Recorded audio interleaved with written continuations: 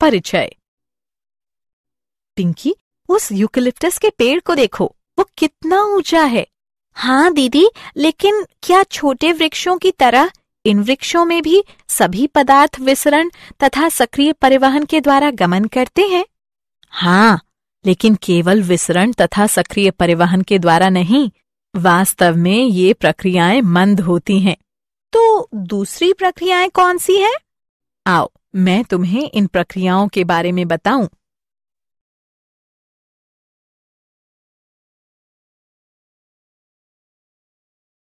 उद्देश्य। इस पाठ के अंत में आप निम्न करने में सक्षम हो जाएंगे। सामूहिक या थोक प्रवाह प्रणाली को परिभाषित करना, एपोप्लास्ट और सिम्प्लास्ट पथों की व्याख्या करना, मूल दाब सिद्धांत का वर्णन करना, वाष्पोत्सर्जन खिंचाव सिद्धांत का वर्णन करना, वाष्पोत्सर्जन प्रक्रम की व्याख्या करना।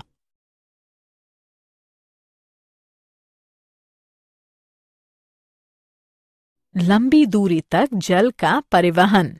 परिचय।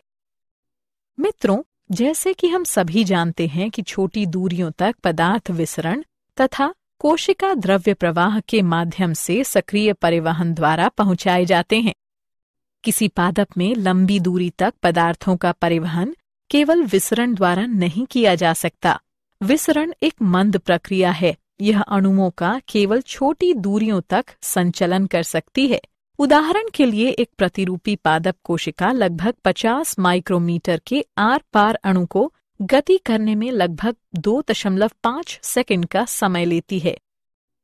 कुछ वृक्ष 50 फीट तक ऊंचे होते हैं, इसलिए हम सोच सकते हैं कि केवल विसरण के माध्यम से पादप में 25 से 30 फीट की दूरी तक अणुओं को गमन करने में कितने वर्षों का समय लगेगा। कुछ बार उत्पादन या अवशोषण एवं संग्रहण के स्थान एक दूसरे से बहुत अधिक दूरी पर होते हैं, इसलिए विसरण या सक्रिय परिवहन पर्याप्त सिद्ध नहीं होता है।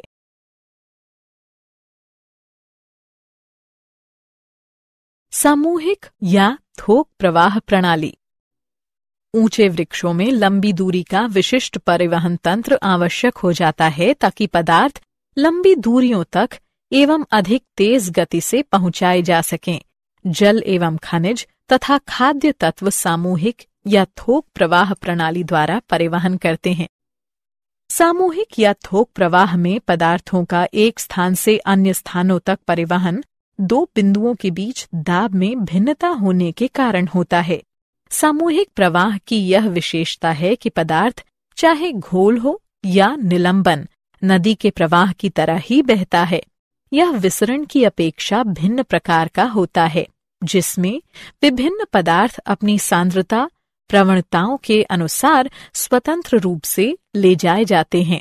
थोक प्रवाह को धनात्मक जलीय दाब प्रवणता, उदाहरण के लिए बाग का हौज, या ऋणात्मक जलीय दाब प्रवणता जैसे पुआल के द्वारा चूषण के द्वारा प्राप्त किया जा सकता है।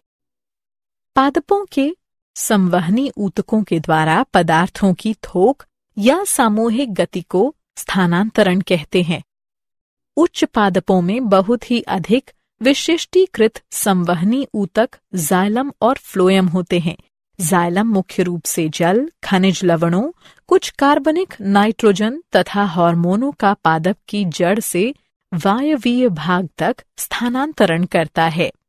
फ्लोएम पादपों की पत्तियों से विविध प्रकार के कार्बनिक तथा अकार्बनिक विलयनों को पादपों के विभिन्न भागों तक मुख्यतः स्थानांतरित करता है।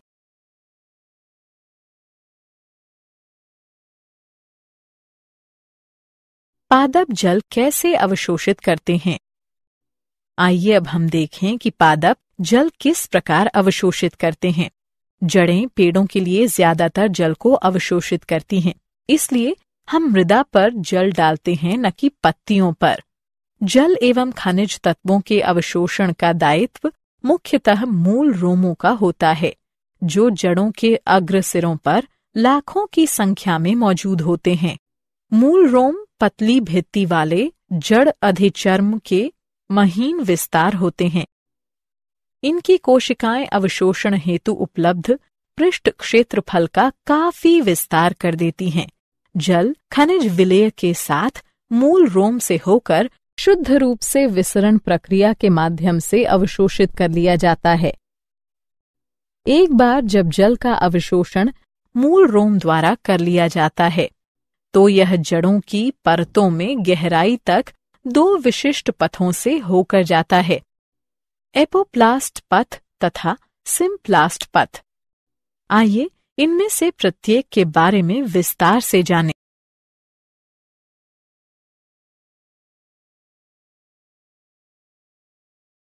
एपोप्लास्ट पथ। एपोप्लास्ट निकटवर्ती कोशिका भित्ति का तंत्र है जो जड़ों के अंतःसत्वचा में मौजूद कैस्पेरी पट्टियों को छोड़कर पूरे पौधे में फैला रहता है। जल का एपोप्लास्टिक परिवहन केवल अंतरकोशिकीय अवकाशों व कोशिकाओं की भित्ति के माध्यम से होता है। एपोप्लास्ट से होकर परिवहन कोशिका झिल्ली को पार नहीं करता। यह गति प्रवणता पर निर्भर रहती है। एपोप्लास्ट जल के परिवहन में कोई बाधा नहीं उत्पन्न करता और जल परिवहन सामूहिक प्रवाह के माध्यम से होता रहता है। जैसे ही जल अंतरकोशिकीय गुहा या वातावरण में वाष्पित होता है तो एपोप्लास्ट के सतत जल प्रवाह में तनाव उत्पन्न हो जाता है। अतः जल के असंजक एवं संसक्ति गुणों के कारण जल का सामूहिक प्रवाह होता रहता है।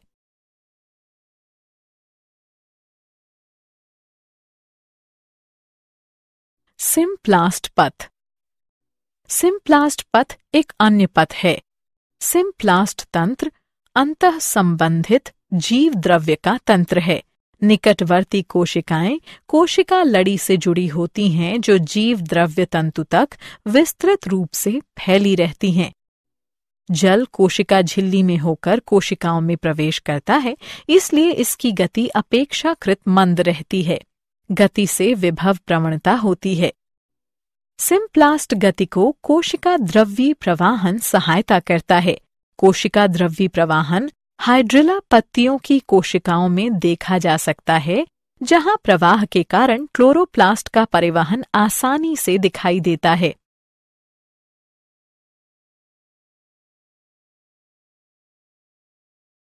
एपोप्लास्ट और सिम्प्लास्ट पथ। जड़ों में अधिकतर जल प्रवाह एपोप्लास्ट के माध्यम से उत्पन्न होता है। चूंकि वल्कुट कोशिकाएं शिथिलतापूर्वक आबद्ध होती हैं, अतः ये जल की गति में कोई प्रतिरोध उत्पन्न नहीं करती। हालांकि वल्कुट की आंतरिक सीमा अंतःसत्वचा जल के लिए अवप्रेशय होती है, जिसका कारण कैस्पेरी पट्टी कहलाने वाली सुवेरिनमय मैट्रिक्स होती है। जल के अणु इस परत को पार नहीं कर पाते, इसलिए वे असुवेरिनमय कोशिका भित्ति क्षेत्र की ओर पुनः झिल्लिका के माध्यम से कोशिकाओं में भेज दिए जाते हैं। इसके बाद जल सिम्प्लास्ट द्वारा गतिशील होता है और जाइलम की कोशिकाओं तक पहुंचने के लिए पुनः झिल्ली को पार करता है। जड़ों की परतों से अंतःसत्वचा तक जल की गति पूर्णतया सिम्प्लास्टिक होती है। जल तथा अन्य विलेय पदार्थों के वैस्कुलर सिलेंडर में पहुंचने का यही एक मार्ग होता है। जाइलम के अंदर पहुंच जाने के पश्चात जल पुनः कोशिकाओं के बीच तथा उनके आर पार जाने के लिए स्वतंत्र हो जाता है। नई जड़ों में जल सीधे जाइलम वाहिकाओं तथा या वाहिनिकाओं में प्रवेश करता है। ये निर्जीव नालियां हैं जो एपोप्लास्ट का हिस्सा होती हैं। क्या आपको पता है कि कुछ पौधों में अतिरिक्त संरचनाएं जुड़ी होती हैं जो उन्हें जल एवं खनिजों के अवशोषण में सहायता करती हैं? माइकोराइजा मूल तंत्र के साथ कवक का सहजीवी संगठन होता है। फफूंदी या कवक के तंतु नई जड़ों के आसपास नेटवर्क बनाते हैं या वे मूल कोशिकाओं में प्रवेश कर जाते हैं। कवक तंतु का एक बड़ा व्यापक पृष्ठीय क्षेत्र होता है जो मृदा से खनिज आयनों और जल को उससे अधिक मात्रा में अवशोषित कर लेता है जितना संभवतः जड़ नहीं कर सकती। ये कवक जड़ों को जल और खनिज उपलब्ध कराते हैं, जिसके बदले में जड़ें माइकोराइजा को शर्करा तथा नाइट्रोजन युक्त यौगिक उपलब्ध कराती है। कुछ पादपों में माइकोराइजा से सहयोग आवश्यक होता है। उदाहरण के लिए चीड़ के बीज माइकोराइजा की उपस्थिति के बिना न तो अंकुरित हो सकते हैं और न ही स्थापित हो सकते हैं।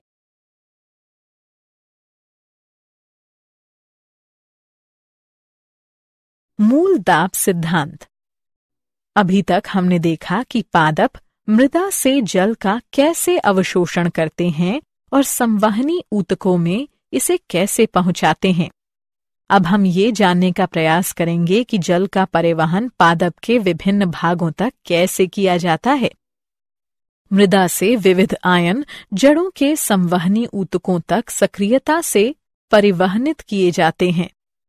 उसके साथ जल अपनी विभव प्रवणता के साथ इसी प्रक्रिया का अनुसरण करता है और जाइलम के अंदर दाब बढ़ा देता है।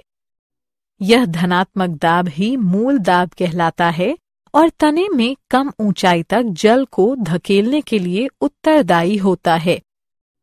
मूल दाब के प्रभाव रात में तथा प्रातःकाल के समय देखे जा सकते हैं, जब वाष्पोत्सर्जन कम हो और अतिरिक्त जल घास की पत्तियों तथा अनेक शाकीय पादपों की पत्तियों के सिरों पर शिराओं के विशिष्ट रंध्रों के परितः बूंदों के रूप में एकत्र हो जाता है। इस प्रकार द्रव के रूप में जल का हौस बिंदुस्राव कहलाता है।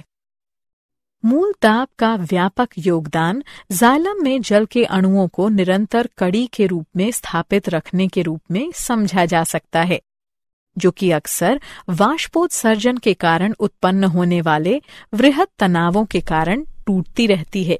अधिकांश जल को परिवहनित करने में मूल दाब का कोई अर्थ नहीं है।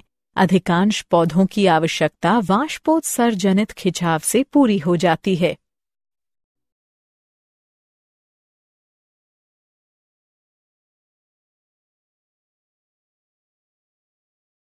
वाष्पोत्सर्जन खिंचाव सिद्धांत। एक अन्य सिद्धांत अर्थात वाष्पोत्सर्जन खिंचाव सिद्धांत में अधिकांश अनुसंधानकर्ता इस बात पर सहमत हैं कि पौधों द्वारा जल मुख्यतः खींचा जाता है और पत्तियों से होने वाला वाष्पोत्सर्जन इस खिंचाव प्रक्रिया की संचालन शक्ति होता है। इसे जल परिवहन का संसर्जन तनाव वाष्पोत्सर्जन खिंचाव मॉडल भी कहा जाता है। पादपों में जल अस्थायी होता है। प्रकाश संश्लेषण तथा वृद्धि के लिए पत्तियों में पहुंचाने वाले जल के 1% से भी कम भाग का उपयोग किया जाता है। जल की अधिकतर मात्रा पत्तियों के रंध्रों द्वारा उड़ जाती है। जल की यह क्षति वाष्पोत्सर्जन कहलाती है।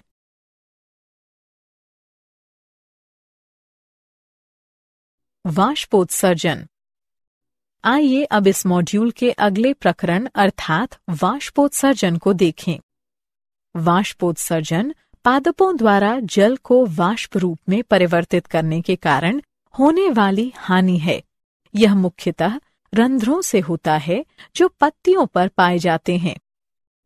वाष्पोत्सर्जन में जल वाष्प की हानि के अतिरिक्त पत्तियों में छोटे छिद्रों जो रंध्र कहलाते हैं के द्वारा ऑक्सीजन एवं कार्बन डाइऑक्साइड का विनिमय भी होता है। सामान्यतः ये रंध्र दिन के समय खुले रहते हैं और रात के समय बंद हो जाते हैं। रक्षक कोशिकाओं की स्फीति में परिवर्तन रंध्रों के खुलने व बंद होने का मुख्य कारण है। प्रत्येक रक्षक कोशिका की आंतरिक भित्ति रंध्र छिद्र की तरफ काफी मोटी एवं प्रत्यास्थ होती है। जब रंध्र को घेरने वाली 2 रक्षक कोशिकाओं में स्फीति दाब बढ़ता है तो पतली बाहरी भित्तियां बाहर की ओर उभरती हैं तथा आंतरिक भित्ति को अर्धचंद्राकार स्थिति में आने के लिए बाध्य कर देती हैं। रंध्र छिद्र के खुलने में रक्षक कोशिका की भित्तियों में उपस्थित सूक्ष्म सूत्राभ की दिशा भी सहायता करती है। सेलुलोज सूक्ष्म सूत्राभ का अभिविन्यास अनुदैर्ध्य के बजाय अरीय क्रम से होने के कारण रंध्र छिद्र के लिए खुलना आसान हो जाता है। जब जल हानि के कारण रक्षक कोशिका की स्फीति या जल तन्यता खत्म हो जाती है तो तन्य आंतरिक भित्तियां अपनी मूल स्थिति में फिर से वापस आ जाती हैं। फिर रक्षक कोशिकाएं शिथिल पड़ जाती हैं और रंध्र छिद्र बंद हो जाते हैं।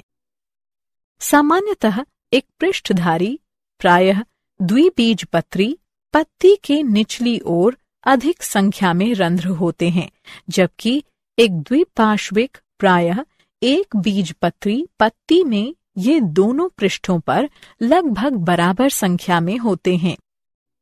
वाष्पोत्सर्जन अनेक बाह्य कारकों द्वारा प्रभावित होता है, जैसे कि तापमान, प्रकाश, आर्द्रता, पवन की गति आदि।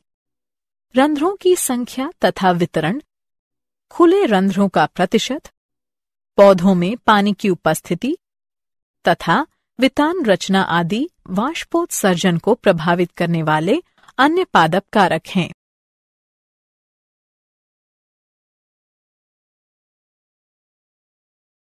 वाष्पोत्सर्जन। क्या आपको पता है कि जाइलम रस का वाष्पोत्सर्जित होकर ऊपर चढ़ना मुख्यतः सासंजन, आसंजन तथा पृष्ठ तनाव के गुणों पर निर्भर होता है। सासंजन जल के कुछ भौतिक गुणों पर निर्भर होता है। आसंजन, यह गुण सासंजन, आसंजन तथा पृष्ठ तनाव हैं। जल के अणुओं के बीच पारस्परिक आकर्षण सासंजन कहलाता है। पृष्ठ तनाव जल अणुओं का ध्रुवीय सतह की ओर आकर्षण, जैसे कि वाहिकीय तत्वों की सतह, आसंजन कहलाता है तथा पृष्ठ तनाव वह गुण होता है जिसके द्वारा जल के अणु गैसीय अवस्था की अपेक्षा द्रव अवस्था में एक दूसरे के प्रति अधिक आकर्षित होते हैं। जल के ये गुण इसे उच्च तन्य सामर्थ्य प्रदान करते हैं, अर्थात किसी खिंचाव शक्ति का प्रतिरोध करने की क्षमता एवं उच्च कोशिकात्व अर्थात पतली नलियों में ऊपर चढ़ने की क्षमता।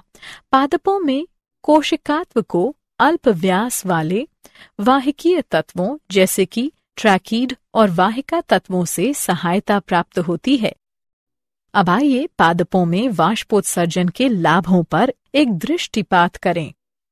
यह पादपों में अवशोषण एवं परिवहन के लिए वाष्पोत्सर्जन खिंचाव उत्पन्न करता है।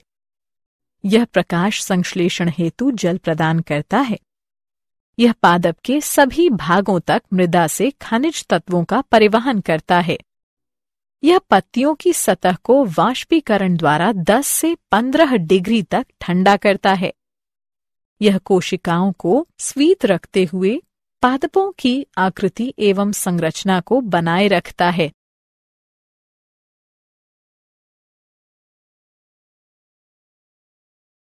सारांश। आइए हमने जो कुछ सीखा है उसे संक्षेप में दोहराएं। किसी पादप में लंबी दूरी तक पदार्थों का परिवहन केवल विसरण द्वारा नहीं किया जा सकता।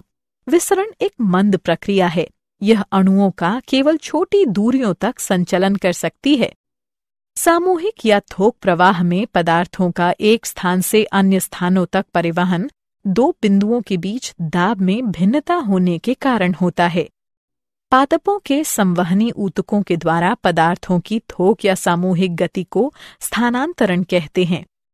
जाइलम मुख्य रूप से जल, खनिज लवणों, कुछ कार्बनिक नाइट्रोजन तथा हार्मोनों का पादप की जड़ से वायवीय भाग तक स्थानांतरण करता है। फ्लोएम पादपों की पत्तियों से विविध प्रकार के कार्बनिक तथा अकार्बनिक विलयनों को पादपों के विभिन्न भागों तक मुख्यतः स्थानांतरित करता है।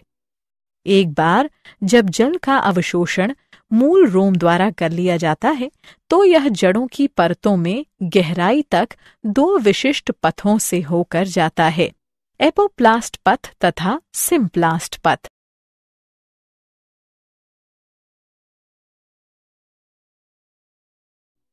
एपोप्लास्ट निकटवर्ती कोशिका भित्ति का तंत्र है जो जड़ों के अंतःसत्वचा में मौजूद कैस्पेरी पट्टियों को छोड़कर पूरे पौधे में फैला रहता है। सिम्प्लास्ट तंत्र अंतः संबंधित जीव द्रव्य का तंत्र है। सिम्प्लास्ट गति के दौरान जल कोशिकाओं से उनके कोशिका द्रव्य से होकर गमन करता है। अंतरकोशिकीय गमन प्लाज्मोडेस्माटा द्वारा होता है। मृदा से विविध आयन जड़ों के संवहनी ऊतकों तक सक्रियता से परिवहनित किए जाते हैं। उसके साथ जल अपनी विभव प्रवणता के साथ इसी प्रक्रिया का अनुसरण करता है और जाइलम के अंदर दाब बढ़ा देता है। यह धनात्मक दाब ही मूल दाब कहलाता है और तने में कम ऊंचाई तक जल को धकेलने के लिए उत्तरदायी होता है। पौधों द्वारा जल मुख्यतः खींचा जाता है और पत्तियों से होने वाला वाष्पोत्सर्जन इस खिंचाव प्रक्रिया की संचालक शक्ति होती है। इसे जल परिवहन का ससंजन तनाव वाष्पोत्सर्जन खिंचाव मॉडल भी कहा जाता है।